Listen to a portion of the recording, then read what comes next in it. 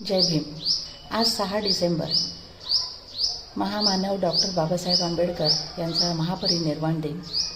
या महामानवाला मी विनम्र अभिवादन करते आणि आज सकाळीच माझ्या वाचनात आलेली हेरंब कुलकर्णी यांची एक कविता मी आपल्यासमोर सादर करते। कवितेचं शीर्षक आहे बाबासाहेब तुमच्या आयुष्याचा हिशोब मला लागत नाही। उणे पुरे मिळालेले 65 वर्षांचे आयुष्य, त्यात 30 वर्ष शिक्षणात आणि 1946 नंतरचा काळ दिल्लीत व्यस्त राहिलेला। अवघी 35 वर्ष मिळाली बाबासाहेबांना चळवळ आणि लेखनाला, त्यात तब्येतीची अजिबात साथ नाही। इतक्या थोड्या काळात हा माणूस नियतकालिके चालवतो, 23 ग्रंथ लिहितो, शेकडो लेख लिहून भाषणे करत राहतो।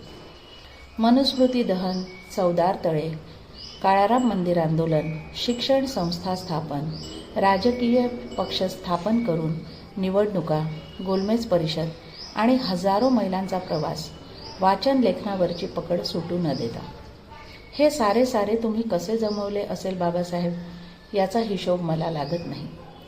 आजच्या नेत्यांसारखे विमान, हेलिकॉप्टर हाताशी नाही, मीडिया, इलेक्ट्रॉनिक मीडियामधून पोहोचणे नाही, अनुयायांना संदेश द्यायला व्हॉट्सअप नाही की बोलायला फोन नाही।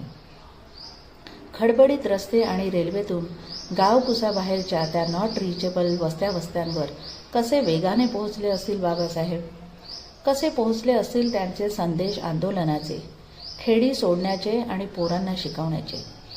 पुन्हा ज्यांच्याशी संवाद करायचा ती सारी माणसे टेक्नोसॅव्ही नसणारी, फाटकी, निरक्षर, अन्यायाने पिचलेली, भेदरलेली। त्यांना समजेल अशा भाषेत हा पदवी घेतलेला कायदेपंडित कोणत्या सुगम भाषेत बोलला असेल की ज्या शब्दांनी गावच्या पाटलासमोर नजर वर न करणारी माणसे थेट व्यवस्थेची गजांडी पकडू शकली। न बघितलेल्या त्या माणसावर कशी श्रद्धा निर्माण झाली असेल त्या खेड्यापाड्यातील माणसांची। नुसत्या टाईम मॅनेजमेंटसाठी तुमचा अभ्यास करायला हवा बाबासाहेब, आणि माणसापर्यंत पोहोचण्यासाठी वापरलेल्या तुमच्या पद्धती समजून घ्यायला हव्यात। कारण आज सगळी साधने हाताशी असूनही आम्ही गावकुसाबाहेरच्या माणसांपासून अनरिचेबल आहोत, कोसोटू। हेरंब कुलकर्णी। पुन्हा एकदा डॉक्टर बाबासाहेब आंबेडकर यांना विनम्र अभिवादन। धन्यवाद।